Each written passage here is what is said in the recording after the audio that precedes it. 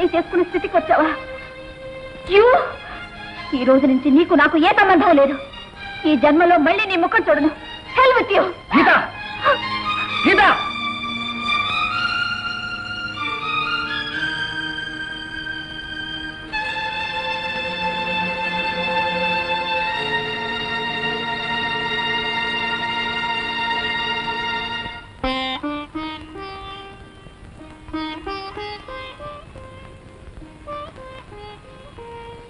ఏమిటండి అలా ఉన్నారు? ఏం జరిగింది? జరిగింది చాలా తక్కువ, జరగబోయేదే ఎక్కువ. మనిద్దరం ఇవాళ ఈ క్షణం నుంచే విడిపోతుంది. అయ్యో, అదేమిటండి? అవునే, నీకు తాత్కాలికంగా విడాకులు ఇస్తున్నాను. ఇదేం కర్మండి? ఇప్పుడు నేనేం చేశానని? నువ్వు కాదే, నీ పిల్లలు చేశారు చాలా ఘనకార్యాలు. చూడు, ఇక నుంచి జరుగుతున్న దాని గురించి ఆలోచించి ఆశ్చర్యపడకు. జరగబోయే దాని గురించి ఊహించుకుని ఆలోచించు. ఏమిటోనండి, మీరు చెప్పేది నాకు బొత్తిగా అర్థం కావడం లేదు. నోర్మై, ఏమే నన్నే ఎదురించే స్థితికి వచ్చావు అన్నమాట. నీకు వచ్చిన నీళ్ళు ఎవరికి వచ్చాయి?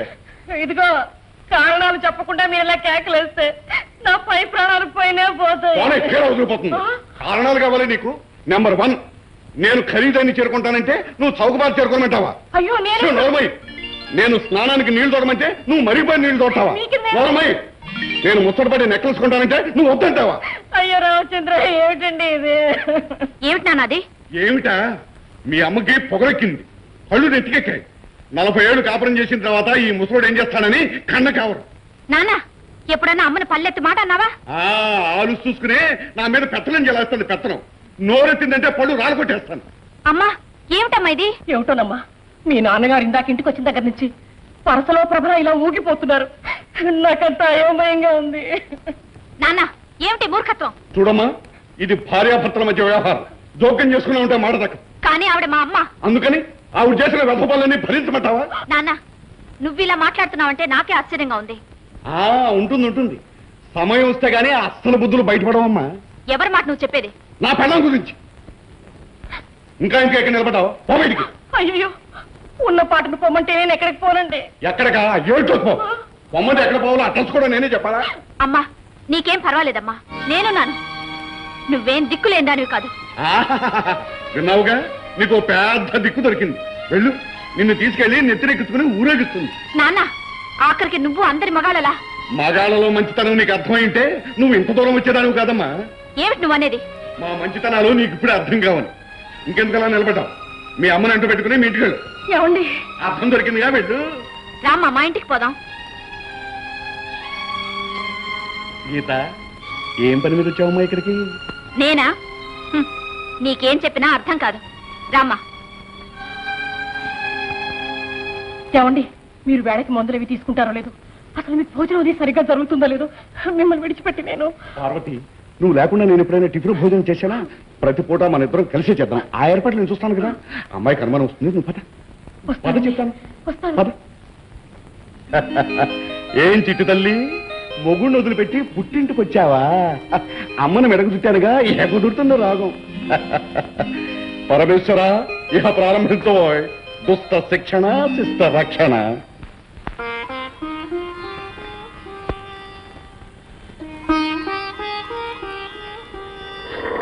అల్లుడు వస్తున్నాడు. నా ముఖం చూపించాలంటేనే సిగ్గుగా ఉంది.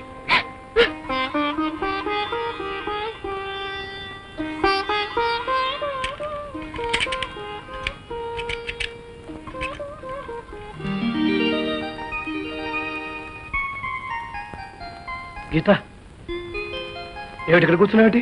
ఎంతసేపు అయింది వచ్చి? చాలాసేపు అయింది. లోపలరా. ఏమండి, మా నాన్నగారు అమ్మను వెళ్ళగొట్టేశారండి. మై గాడ్, ఎంత పని జరిగింది? మరి మా అమ్మ ఎక్కడికి పోతుందండి? అవును, ఎక్కడికి పోతుంది? మనతోనే ఉంటుందండి. నేను తీసుకొచ్చేశాను. అత్తయ్య గారు, గీత చెప్పింది నిజమే బాబు. కడుపు దించుకుంటే కాళ్ళ మీద పడుతుందని ఆయన పనులు చెప్పుకోవాలంటే నాకే సిగ్గుగా ఉంది. మీరు బాధపడకండి, నేను వెళ్ళి మాట్లాడొస్తా కదా. మీరు లోపల పదండి. బాబు, పదండి.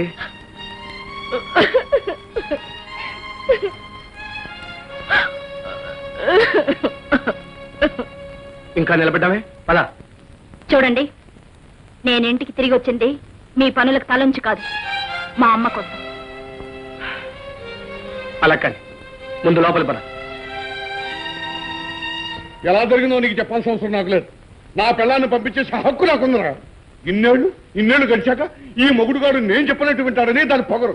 అమ్మ ఒక్కనాటి అలా ప్రవర్తించడదు. ఒరే, మీ అమ్మ నా పెళ్ళం మంచితనం గురించి నీకంటే నాకెక్కువ తెలుసురా. నీ పిల్ల నువ్వు ఎందుకు పంపించేశావురా? నీ మాట వెళ్ళలేదు కనుక. కరెక్ట్. పెళ్ళైన 10 నెలల్లో ఈ పిల్ల చేసిన పని పెళ్ళైన 40 ఏళ్ళకి ఈ భార్య రత్నం చేసిందే పొమ్మన్నాను. అంతేరా, అంతే. ఎన్నాడు కాపురం చేసినా ఆడదానికి ఆడబుద్ధి పోదు. ఏదో మొగుడుతో సంసారం చేసుకున్నాం కదా అని ఉండదు. అంకుల్, మా అమ్మ గురించి ఒక్క మాట నా సహించలేను. దానేదో లేనిపోయి మనసులో పెట్టుకుని పంపించేస్తుంటాడు. నీ పిల్లని నువ్వు అలాగే పంపించేశావని నేనంటే దాని విషయం వేరు. దానికి బాగా పొగరెక్కి దీనికి అంతకంటే బాగా పొగరెక్కింది. ఇప్పుడు ఆడలే కదా. నానా, నువ్వు అమ్మ గురించి ఒక మాట నావంటే పిల్లకాకేం తెలిసా ఉండేది దెబ్బలు. ఆడదానికి ఎంత వయసు వచ్చినా ఏదో పెట్టేస్తుంది పిత్తలాటకం. ఒరే, మా ఆవిడ గురించి పల్లెత్తి మాట నావంటే నీ పీక్ పిచ్చేస్తాను. ఏమిట్రా వాడు నువ్వు నన్ను పట్టుకున్నారు? అసలు ఏమిటి, ఏం జరిగింది? ఏం జరిగిందంటే చెప్తాను. అర్థమైందిలే. పెడితే పెట్టావు పిత్తలాటకం, నాకు పెట్టేస్తున్నావు. అది చెప్తాను. నువ్వు కోరుకున్నావు, నీ పెళ్లికి ఒప్పుకున్నాను గాని నాకు ముందే తెలుసమ్మా అతను ఏదో ఒకనాడు ఇలా కొంప ముంచుతాడని. కట్టుకున్న తర్వాత మంచైనా చెడైనా మొగుడు పంచనే పడుండాలి గాని ఇలా మొగుడు వదిలేసి. సీత, నువ్వు నోరు మూసి లోపలికి వెళ్ళు. చెల్లెలి తగ్గన్నయ్యే, మిమ్మల్ని చూస్తూనే ఆవిడ ఇలాంటి ఆటలాడుతోంది. నువ్వేం బాధపడకమ్మా. కాదు పొమ్మంటే అయిపోయింది అనుకుంటున్నాడు. అతను కోర్టుకి ఏడిపించి 3 చెరువులు నీళ్లు తాగిస్తాను. అన్నయ్య, అలాంటి పిచ్చి పనులేం చేయొద్దు. చెయ్యక నిన్ను ఇలా అవమానించి వాళ్ళు కొడితే చేతులు ముడిచి కూర్చుంటాం అనుకున్నారా? అన్నయ్య, నన్ను అర్థం చేసుకోవడానికి ప్రయత్నించు. ఆయన్ని వీధిలోకి ఇచ్చి అవమానించే దౌర్భాగ్యానికి నన్ను దింపుకో. నువ్వు ఇలాగే అంటావు. ఈ విషయంలో మెత్తగా ఊరుకుంటే. అన్నయ్య, ఎంతైనా ఆయన నా భర్త. ఈ విషయాన్ని కోర్టు దాకా తీసుకెళ్తే అక్కడ అవమానపడేది నువ్వే. ఓహో, లక్షాధికారి పరమేశ్వరరావు గారా? ఏమిటి సార్ ఇలా దయచేశారు? మా చెల్లాయికి ఏమైనా మనశ్శాంతి మిగిలిందేమోనని చూసిపోదామని వచ్చారా? చలపతిరావు గారు, మీకు జరిగిన ప్రమాదం గురించి విన్నాను. చాలా విచారించారు. మీ సానుభూతి మాకేం అక్కర్లేదండి. అంతకు మించిన ఉపకారం చేశారుగా, అది చాలు. చూడండి, మీ కోపాన్ని నేను అర్థం చేసుకోగలను. మా అబ్బాయి చేసిన పని నేను సమర్థించుకోవడానికి రాలేదు. ఆ అమ్మాయి ఎక్కడున్నా మా కోళ్ళే నేను చెప్పడానికి. ఏం గొప్పతనం అండి. నువ్వు రోడ్డు మీద అడుక్కు తిన్నా పర్వాలేదమ్మా, కానీ నువ్వు మాత్రం పరమేశ్వరరావు గారు కోడలువేనని చెప్పడానికి వచ్చారు. ఎందుకండి ఆత్మవంచన? బిడ్డ తల్లి కాబోతున్న కోడల్ని వీధిలోకి నెట్టి. ఏమిటి మీరు అనేది? నిజమేనా? చూడండి, స్టాప్. ఇందాక నుంచి చూస్తున్నాను. మా కోళ్ళకేదో అన్యాయం జరిగిపోయినట్టుగా ఎందుకయ్యా నేను ఇలా వదలగొట్టేస్తున్నాను. ఆవిడ వదులుకునేవాడైతే నేను ఇక్కడికి వస్తానయ్యా. మరి ఇంటికి తీసుకెళ్ళడానికి వచ్చారా? ఆ పని సులభంగా చేయగలరు, కానీ చెయ్యి. ఎందుకో తెలుసా?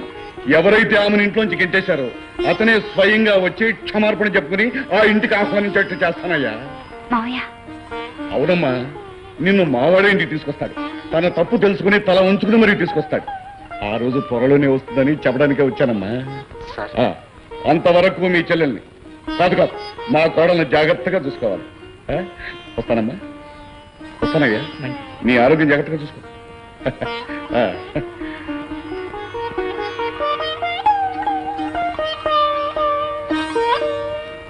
ఒరే తలుపులు రైట్. ఏంటి బాబు గారు? ఇవాళ నుంచి నేను పని నుంచి తీసేశాను రా. అదేంటి బాబు గారు? పని నుంచి తీసేశానంటే వంట పని నుంచి తీసేశాను రా. నీ డ్యూటీ మారిపోయిందిరా. నాకు ఈ పని తప్ప వేరే పని తెలియదు బాబు గారు. ఓరి పిచ్చి వ్యధవా, మనిషి తలుచుకుంటే చేయలేని వ్యధవ పని అంటూ లేదురా. ఇవాళ నుంచి నీ డ్యూటీ లోపల కదరా, బయట. బయట నేనేం చేయను బాబు గారు. ఏమీ చెయ్యక్కర్లేదురా.